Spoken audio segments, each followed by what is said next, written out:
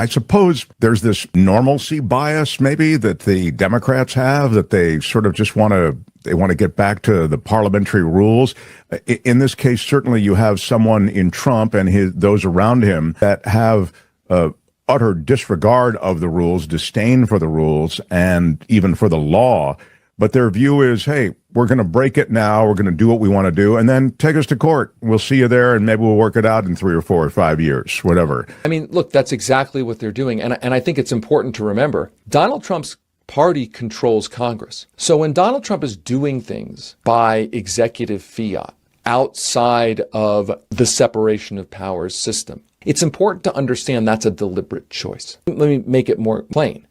If Donald Trump wants to do something, he can go to his party in Congress and get Congress to pass a law to do that. But whether it's, eliminating the Department of Education, whatever he wants to do. In choosing not to do that, I think there's two admissions going on.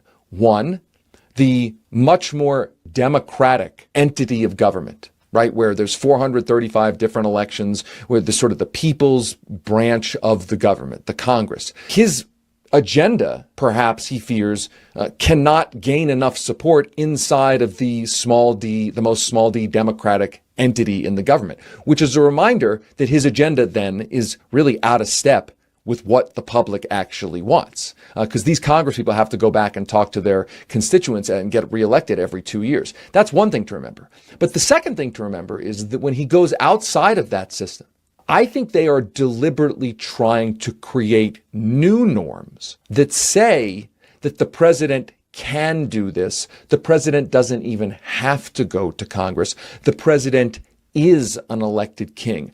And for the long term, I think that's the thing that's among the things that's most scary. Normalizing the idea that the executive branch is not a co-equal branch of government, that the courts and the Congress are essentially vestiges of an old system. They are ceremonial at best, and that the president just gets to do whatever they want. That really is terrifying.